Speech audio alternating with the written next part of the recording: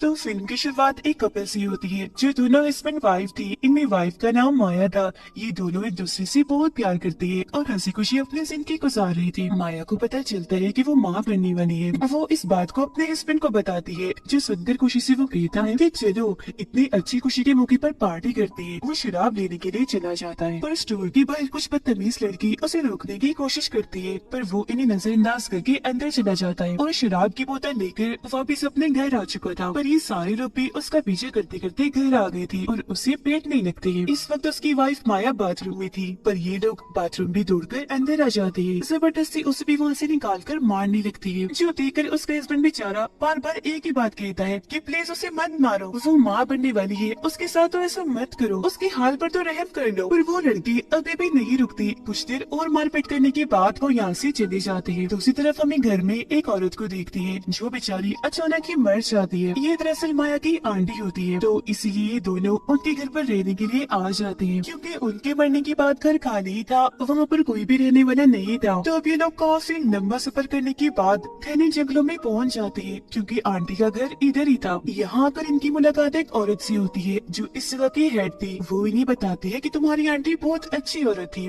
उनकी आदत से मैं बहुत मुतासिर थी, मेरी खूब बनती थी उनके साथ। वो फिर उन्हें एक दरवाजे के पास लेकर जाती है और बताती है कि तुम्हारी आंटी हर रोज एक प्लेट में कुछ मांस के टुकड़े यहाँ पर रखती थी। जो सुनकर माया हैरत से पूछती है, अच्छा वो किसके लिए रखती थी? जिस पर वो हेड जवाब देती है कि छोटी यानी बोधी गरीब लोगों के लिए, जिनका एक अलग ही ग्रुप है। उन लोगों को रेड कैप्स के नाम से जाना जाता है। पहले तुम्हारी आंटी के हस्बैंड की मौत हो गई एक खतरनाक बीमारी की वजह से, जिसके बाद वो दुखी रहने लगी, क्योंकि वो छोटे लोग रेड कैप्स उन्हें कसूरवार ठहरा रहे थे। जिससे बाद में तुम्हारी आंटी को भी एहसास हुआ कि वो मुझे ऐसा इसलिए कह रही है क्योंकि मैंने कुछ दिन उन्हें खाना नहीं डाला। तो हो सकता है उनका दिल दुखा होगा और उन्होंने मुझे बददुआ दी होगी और मेरे साथ ऐसा हो गया, यानी पहले मेरा हस्बैंड और फिर मेरा बच्चा भी मर गया। तो इसीलिए अब मैं चाहती हूँ कि इस ट्रेडिशन यानी रिवायत परंपरा को अब तुम आगे बढ़ाओ माया, क्योंकि तुम भी तो माँ बनने वाली हो ना। मैं नहीं चाहती कि तुम्हारे साथ भी कुछ ऐसा हो। जिस पर खुशी से माया कहती है कि हाँ क्यों नहीं, आओ फिक्र मत करिए, मैं आपसे वादा करती हूँ कि अब से इस ट्रेडिशन को मैं आगे बढ़ाऊंगी, अपनी आंटी की जगह मैं लूंगी। माया को यहाँ एक तस्वीर मिलती है जिसमें एक छोटी सी बच्ची थी, जिसे देख वो समझ जाती है कि ये जरूर मेरी आंटी की बेटी होगी। आज ही वो सुपरमार्केट चली जाती है जहाँ से जरूरत का सारा सामान मिलता था। वो वहाँ से बहुत सारी चीजें खरीदते हैं। ये लोग पैसे देने के लिए जब काउंटर पर जाती है तो स्टोर का मालिक इनसे पैसे नहीं लेता, ये कहते हुए कि तुम उस घर में रहने के लिए आए हो तो मैं तुमसे पैसे नहीं ले रहा हूँ। तो ये लोग खुशी खुशी सामान लेकर यहाँ से जाने लगते हैं। रास्ते में ये एक वीरान जगह पर रुकते हैं जहाँ एक फैमिली रहती थी जिसका नाम विलन फैमिली था। ये दोनों एक बार में जाते हैं जहाँ ये सारे लोग एक नजर बस इन्हें ही घूरी जा रही थी। फिर अचानक नॉर्मल होकर सारे लोग इनका वेलकम करते हैं। ये लोग जब बैठे थे तो इनके पास एक बूढ़ा आदमी आता है, कहता है कि बेटा मेरी एक बात हमेशा याद रखना, उस फैमिली के हेड विलन और उनके बच्चों से अपनी वाइफ को दूर ही रखना। अब बार की मालिक यानी हेड कहती है कि मैंने तुम्हारे जिम्मे कोई काम लगाया था, किया रेड कैप्स को खाना डाला? जो सुनकर माया कहती है, ओह शिट मैं तो भूल गई थी कि उन्हें भी खाना डालना है। ये सुनकर वो हेड माया को साइड में लेकर जाती है और कहती है कि तुमने क्या किया, खाना नहीं डाला, वो भूखी होंगी, उन्हें खाना दो। अब हम उस बूढ़े आदमी को देखते हैं। वो जंगल के रास्ते से गुजर रहा था, उसके साथ उसका डॉग भी था जो अचानक खुद को छुड़ाकर वहाँ से भाग जाता है। तो बूढ़ा आदमी उसे ढूंढने के लिए जंगल में आ गया था, जहाँ तभी अचानक कोई अनजान चीज जो मॉन्स्टर लग रहा था उस पर हमला कर देता है और उसे जान से मार डालता है। फिर अगली सुबह जब माया और उसके हस्बैंड नींद से जागते हैं तो उन्हें एहसास होता है जैसे उनके घर में कोई घुस आया है। ये लोग जब चेक करते हैं तो वहाँ विलन फैमिली थी जो इनके घर का सामान सेट करने, घर को बिल्कुल ठीक करके नया बनाने के लिए। माया को ये पूरी ही फैमिली खास तौर पर विलन काफी अजीब लगती है। फिर बाद में ये दोनों सामान खरीदने के लिए एक बार फिर स्टोर में जाते हैं। इस बार ये खाना भी लेते हैं और साथ में मांस के कुछ टुकड़े भी उन छोटे बोले लोगों के लिए, इन्हें रेड कैप्स के लिए। सामान खरीदने के बाद अपनी आंटी की कब्र पर जाते हैं फूल चढ़ाने के लिए। यहाँ पर तभी एक फादर भी आ जाता है जो इन दोनों को बता रहा था कि तुम्हें ये तो पता चल ही गया होगा कि तुम्हारी आंटी की बच्ची की भी मौत हो गई है, जो एक लड़की थी, मगर उस बच्ची की लाश आज तक नहीं मिली। जो सुनकर दोनों ही काफी हैरान रह जाती है। घर जाते हुए इन दोनों को हेड मिलती है। माया उससे पूछती है कि तुमने तो कहा था कि आंटी की बेटी की मौत हो गई है, पर फादर ने तो हमें ये बताया है कि उसकी लाश कभी मिली ही नहीं। तो हेड सच बताती है कि असल में तुम्हारी आंटी ने उन बुरे लोगों के साथ एक डील की थी। डील ये थी कि वो अपने हस्बैंड को बीमारी से बचाना चाहती थी, जिस पर बुरे लोगों ने बीमारी को ठीक करने के बदले तुम्हारी आंटी से उसकी बच्ची मांग दी, तो मजबूरन उन्हें अपनी बच्ची बोनो को देनी ही पड़ी। उसकी बात सुनकर माया को यकीन नहीं आता और ये दोनों यहाँ से निकल जाते हैं। माया जब नहाने के लिए वॉशरूम में जाती है तो तभी उसकी नजर खिड़की पर पड़ती है। वहाँ एक आदमी था जो दरअसल विलत का बड़ा बेटा था। वहाँ खड़ा होकर माया को वो घूरने लगता है। वो काफी डर जाती है और जोर से चीख मारते हुए बाहर आ जाती है। ये बात जब विलन को पता चलती है तो वो इन दोनों से कहता है कि मेरी बेटी की इस हरकत पर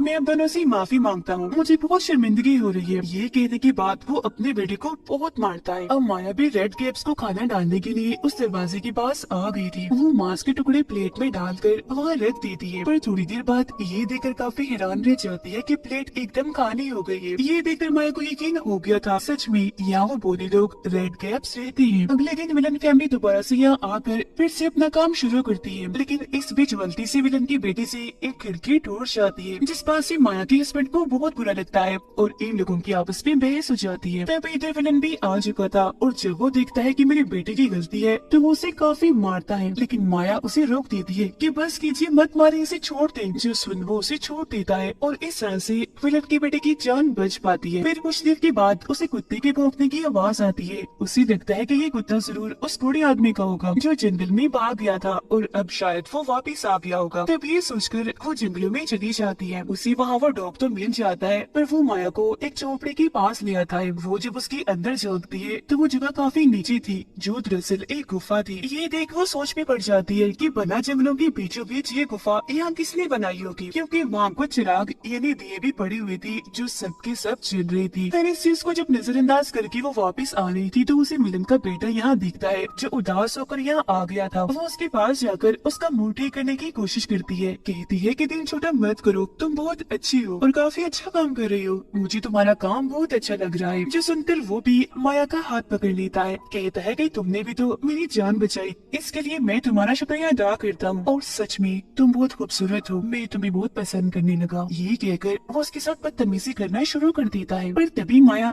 ये देखकर काफी दंग रह जाती है कि कोई अनजान चीज जो एक तरह का मॉन्स्टर लग रहा था वो विलन के बेटे पर हमला कर देता है। उसे मारकर फिर खींचकर अपनी साथ ले जाता है। जल्दी से अपने घर आती है और सारी बात अपने हस्बैंड को बताती है। आगे वो ये भी कहती है कि चलो मेरे साथ, मैं तुम्हें कुछ दिखाना चाहती हूँ। उस रास्ते के पार ले जाती है जहाँ रेड कैप्स रहती थी। यहाँ कोई अनजान चीज जो कोई मॉन्स्टर लग रहा था उसे खींचकर अपने साथ ले गया। एक तरह से उसने मेरी मदद ही की। ये सुनकर उसके हस्बैंड को माया की बातों पर यकीन नहीं आता। वो तो उल्टा उस पर गुस्सा करने लगता है कि शायद तुम्हारा दिमाग खराब रहने लगा है। अच्छा अब छोड़ो इन बातों को, जल्दी करो घर जाओ, मैंने बार में जाना है। बार में जब वो आता है तो यहाँ विलन के दोनों बच्चे भी आए हुए थे, तो वो उसे सवाल करती है कि हमारा भाई मिल नहीं रहा, बताओ कहाँ है वो, शायद तुमने उसे देखा होगा। जिस पर माया का हस्बैंड कहता है कि मुझे नहीं पता, मैंने किसी को नहीं देखा। लेकिन ये लोग फिर भी उसके साथ बदतमीजी करने लगती है, जोर जोर से उस पर चिल्लाने लगती है, जिस बात से बार की मालिक और सेठ को काफी गुस्सा आ जाता है और वो इन दोनों को कहती है कि फौरन निकलो, चले जाओ मेरी बार से। उधर माया जब घर में अकेली थी तो उसे ऐसा महसूस होता है जैसे उसके अलावा घर में कोई और भी है। वो जब दरवाजे पर देखती है तो काफी हैरान रह जाती है, क्योंकि एक बहुत ही छोटा सा मॉन्स्टर जो बोला था घर के अंदर घुस आया था, जिसने अपने हाथ में प्लास्टिक का बैग भी पकड़ा हुआ था। माया उसे देखकर काफी डर जाती है, पीछे पीछे बैठने लगती है। जो माया के पास आता है वो उसे बैग पकड़ा कर उसे बगैर कुछ कहे ही यहाँ से चला जाता है, पर जाते जाते वो इस बोले मॉन्स्टर रेड कैप की तस्वीर बना लेती है। वो जैसे इस बैग को चेक करती है तो अंदर देखकर उसकी हालत खराब हो जाती है, क्योंकि उसके अंदर विलन की उस बेटे का कटा हुआ सर था। फिर रात होते ही उसका हस्बैंड भी घर आ चुका था, जहाँ माया उसे सारी बात बता देती है कि आज मैंने उन छोटे लोगों यानी रेड कैप्स को पहली बार देखा, वो हमारे घर तक आ गए। अब उसका हस्बैंड जब उस बैग को चेक करता है तो वो भी काफी डर जाता है। माया उसे रेड कैप की वो तस्वीर भी दिखाती है जो उसने चुपके से बनाई थी। अब तभी बाहर विलन फैमिली भी आ चुकी थी। बाहर से कहता है कि दरवाजा खोलो, हमें आपसे जरूरी बात करनी है, मेरा एक बेटा नहीं मिल रहा और मुझे शक है कि वो आप लोगों के साथ है। ये सुनकर ये लोग घर के बाकी दरवाजे भी बंद कर लेती है और अंदर से माया का हस्बैंड कहता है कि हमारे साथ तुम्हारा बेटा नहीं है तो तुम यहाँ से चली जाओ, अगर तुम ना गई तो मैं पुलिस को यहाँ बुला लूंगा। अब ये सुनकर विलन फैमिली इनके घर की सारी तारें काट देती है, जिसके जरिए ये पुलिस से रब्ता कर पाती है।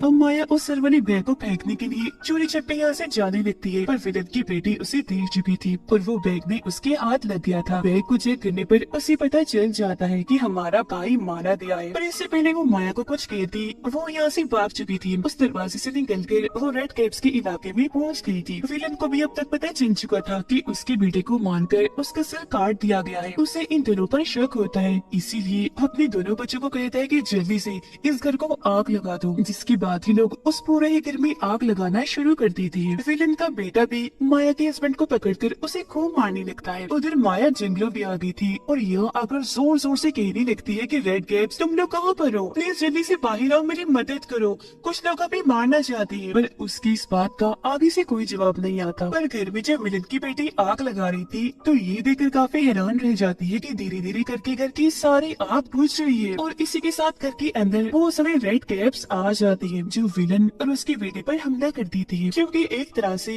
ये माया और उसके हस्बैंड की मदद करने आए थे। विलन और उसका बेटा इन रेड कैप्स इन्हीं बोलों को देखकर काफी हैरान रह जाते हैं। वो सोच रहे थे कि इनके बारे में तो हमने सिर्फ किताबों में ही सुना था और ये तो सच में पाए जाते हैं। इधर तब तक माया भी वापस आ गई थी। जब उसे विलन की बेटी देखती है तो पकड़कर मारने लगती है। जहाँ तभी इनके पास भी रेड कैप्स आ गई थी। वो माया को छुड़ाकर विलन की बेटी को वहाँ बांध लेती है, मार कर उसे तड़पाने लगती है। तो उसे इतनी दर्द देती है कि आखिरकार उसकी मौत ही हो जाती है। जिसके बाद ये रेड कैप्स विलन की बेटी को भी पकड़ लेती है, उसे भी मारकर पहले तड़पाती है और आखिरकार फिर जान से ही मार डालती है। तब इस जख्मी हालत में माया का हस्बैंड भी उसके पास आ जाता है, लेकिन तब तक इनके पास विलन भी आ चुका था। उसने हाथ में गन पकड़ी हुई थी, एक गोली वो उसके हस्बैंड को मार देता है। फिर वो जाता है माया के पास और गुस्से में उसे कहता है कि तुमने मेरे तीनों बच्चों को ही मरवा दिया, इसलिए अब मैं तुमसे अपना बदला दूंगा। मैं तुम्हें नहीं बल्कि तुम्हारे बच्चे को मारूंगा, जिससे तुम भी बिल्कुल वैसे ही तड़पोगी जैसे मैं तड़प रहा हूँ। पर तभी यहाँ बूढ़े आदमी का डॉग आ जाता है जो विलन पर हमला कर देता है और गन उसके हाथ से नीचे गिर जाती है और अब माया उसे उठा लेती है। वो इस गन से काफी सारे गोलियां विलन पर चलाकर उसे भी मार डालती है, जिससे अब आखिरकार इन दोनों की जान बच पाती है। इसी रात माया का एक प्यारा सा बेटा पैदा होता है, जिससे ये दोनों बहुत खुश होते हैं। अब माया घर के अंदर काम कर रही थी तो रेड कैप्स यहाँ आती है और उनके बच्चे को उठाकर अपने साथ ले जाती है। माया उन्हें देख चुकी थी और अपने बच्चे को बचाने के लिए उनके पीछे पीछे जाने लगती है। वो उसी गुफा में आ गई थी जो रेड कैप्स रहती है। जैसे ही वो गुफा के अंदर आती है तो यहाँ एक बूढ़ी औरत को देखती है, उसका बच्चा भी वहीं पड़ा हुआ था। माया उसे पहचान लेती है, कहती है तुम तो मेरी आंटी की बेटी हो और हाँ मैं जानती हूँ तुम यहाँ क्यों हो। तुम्हारी मॉम ने तुम्हें खुद इन रेड कैप्स को सौंपा था, पर देखो मैंने तो अपना बच्चा इन्हें नहीं सौंपा बल्कि वो इसे उठा कर ले आई है। मैं उसे खुद लेने आई हूँ, मुझे मेरा बच्चा लौटा दो प्लीज। पर बूढ़ी औरत लाख समझाने के बावजूद भी उसे बच्चा देने से मना कर देती है, जो सुनकर उसे इतना गुस्सा आता है कि वो हमला करके इस औरत को यही खत्म कर देती है। उसके साथ ही वो यहाँ 2-3 रेड कैप्स को भी मार गिराती है, जिसके बाद बाकी बचे हुए रेड कैप्स माया के आगे झुक जाती है, क्योंकि आज से माया इनकी मदर बन गई थी। यहाँ से निकलकर माया सीधा अपने हस्बैंड के पास जाती है। उसके साथ में बहुत सारे रेड कैप्स भी थे जो माया को मदद दे रहे थे। वो अपने बच्चे को अपने हस्बैंड को दे रही थी क्योंकि वो यहाँ से जा रही थी रेड कैप्स के साथ। अब से वो भी उस गुफा में वैसे ही रहेगी जैसे बुरी औरत इन रेड कैप्स के साथ रहा करती थी, इनकी मदर बनकर। और बस इसी के साथ ये फिल्म इधर ही खत्म हो जाती।